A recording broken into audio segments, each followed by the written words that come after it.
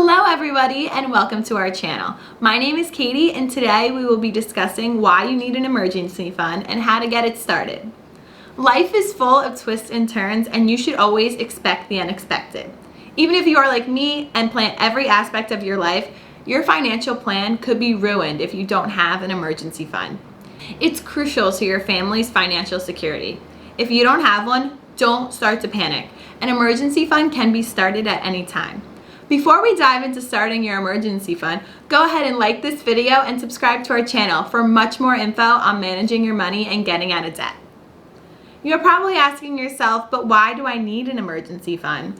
Well, life has its ups and downs, and with them, some emergencies. For example, you could suddenly lose your job.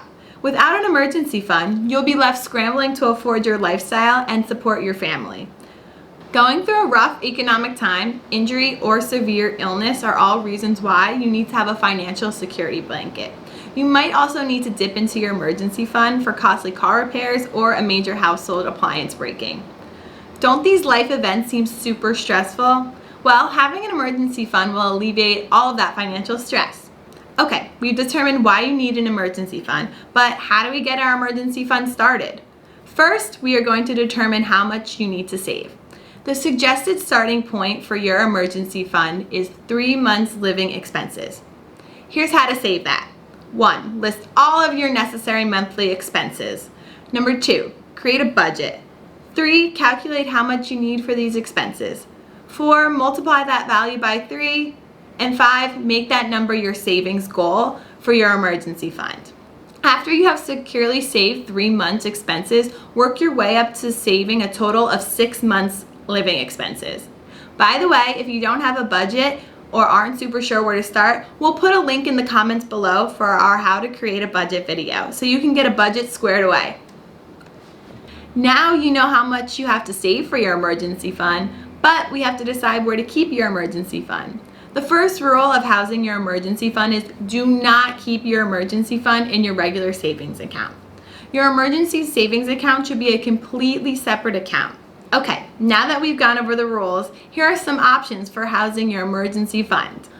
You can try a money market account. A money market account is a safe option for an emergency fund because you can collect interest on every deposit like you would a savings account. You'll also be able to write a check or use a debit card, which works well for any sudden emergency expense you need to pay for. You'll be able to have the flexibility of a checking account, but be careful because there are often restrictions on the number of transactions you can make in a month. This will help keep you on track, so only use this account for true life emergencies. Another great option for emergency fund is a high yield savings account. This account can be opened at your bank or an online bank, which also makes it convenient for us extremely busy people. High yield savings accounts earn interest and you can make unlimited deposits. A high yield savings account is similar to a money market account. Therefore, you can select which one works best for you. The last option we are going to be talking about is certificates of deposit or CDs. Certificates of deposit work a little bit differently than the first two accounts we discussed. For starters, you won't be able to take money out as freely. You'll have to commit to a certain period of time where you cannot touch your deposit, but you may earn a higher rate of interest.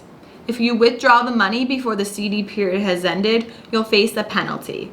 There are many types of CDs to look into, such as a step-up, brokered, and bump-up. Dedicate time in your schedule to research all the different types to see which one fits your lifestyle the best. A CD works as well as a supplemental emergency fund where you keep more readily available funds in a different savings account for immediate emergencies. So, we figured out why you need an emergency fund, how much you need to save, and where to house it. Now you have to prioritize saving the money in your emergency fund. But how? Just thinking about putting away several months' worth of expenses can seem daunting. You have to make your emergency fund one of your financial priorities. Treat payments to your emergency fund as you would one of your monthly bills. Treating them this way will keep you on top of your deposits. Don't trust yourself to make regular deposits into your emergency fund. Make it automatic. We encourage making as many payments automatic as possible, and your emergency fund should be no different. Have a certain amount of your paycheck designated for your emergency fund and schedule the payments to be automatic. Are you asking yourself, why do I need to make these payments automatic? Well, here's why. If your payments are automatic, you won't even have to think about going out of your way to put money into your emergency fund. We'll also put a link to our video, Becoming an Automatic Millionaire, in the comments below. Be sure to check that one out too. Having and prioritizing an emergency fund is vital for your financial health. Being prepared for the unexpected puts you ahead of most people. You may think to yourself, that won't happen to me, but the truth is, you won't know what financial emergencies are lurking around the corner. Emergencies can and do happen, and when they do, your life doesn't have to be turned upside down. Having the financial security of an emergency fund will reduce your stress during that time. If you have or are starting an emergency fund, leave a comment below letting us know how your emergency fund has or will help you.